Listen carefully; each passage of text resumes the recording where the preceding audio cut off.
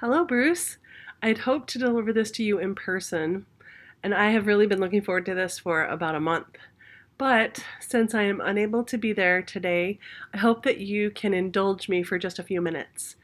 I have written you a poem. Go ahead, roll your eyes. I'll give you a minute. Okay, now that that is done, I have enlisted help of people across campus to write this poem. So sit down, relax, and I hope you enjoy a little sentiment from those who admire and respect you so much.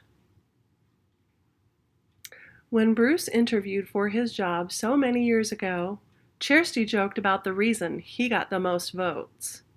Brought chocolate macadamia nuts from his Hawaiian home and shared them with the office staff. The others, they brought none. Betty loved his Christmas gifts. Bruce shared his honey with her. Three-legged stool scenarios among things she'll remember. Brenda also shared some thoughts about our good friend Bruce. Wore his favorite boots and Levi's to a conference he let loose. To accompany his dry humor, she admires his wry smile. Brought honeycomb for birthday treat. You had to chew it for a while. He always wore white shirt and tie until the time would come to change into his workout clothes for a run before heading home. He always treats his admins with just the most respect, and to his great how pea pie, Debbie, it's just perfect.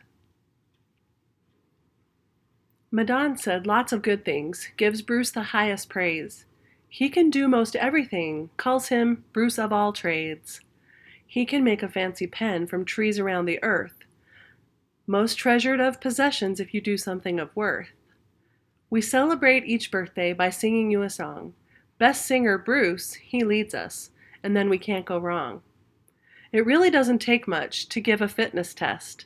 Drop to the floor no matter where, his burpees are the best.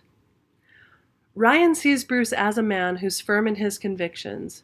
His heart's desire always is to make the right decisions. He's the kind of person who's sympathetic to the student. Considering all issues, his help was always prudent. And Ryan also mentioned the twinkle in his eye when Bruce would tell the stories of his family. We know why. Brett has much respect for Bruce. He has such a clear focus on the things that are important. This trait is just a bonus. Daniel joined our office suite a few short years ago. He always tries to beat Bruce in, but most times he's too slow. And once for Halloween, friends, showing utmost respect, Daniel dressed up as a Bruce, a mere image as you'd expect. Enrollment services is his legacy. He built it from the ground up. He hired all directors and they're sad about the breakup. You're absolutely predictable, Casey told him with a grin. Bruce said, "Is that a good thing?" It's a compliment and a win. Communication after hours is problematic, Jed, our friend, said. Either send a carrier pigeon or smoke signals can be read. Scott tells the story of a trip, recruiting, such a treat.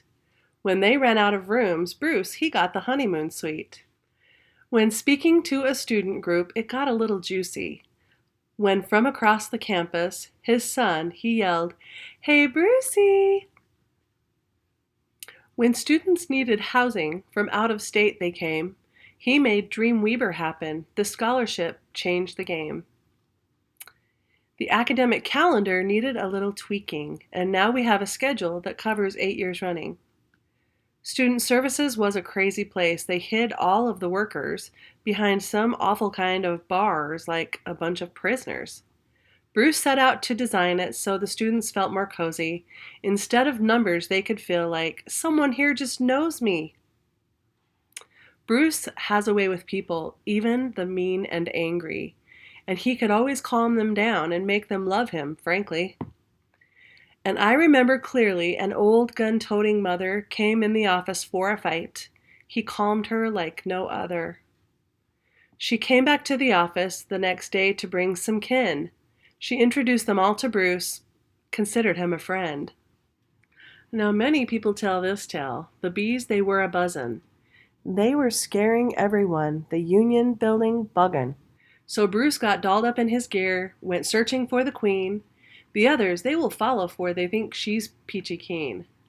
When he found her among the rest, he went about the charming, then loaded them into his truck and took them home for farming. Bruce fights to build enrollment, checks the numbers every day. He finds it very pressing, and so he's found a way. He's such an innovator. The numbers, I'll add more. His children, 9 are wildcats, and number 10 will come for sure. Bruce can do most everything. Honey, olive oil, berry and tomato jam, he digs and works the soil. He milks 4 in the morning, then comes to work at 7, has meeting after meeting, then heads home. It is his heaven. And now, as the writer, I'd like to say a couple things. You taught me every single day, and then you gave me wings. For this man, more than a boss, good wishes I will send. I've seen you as a confidant, but also as a friend.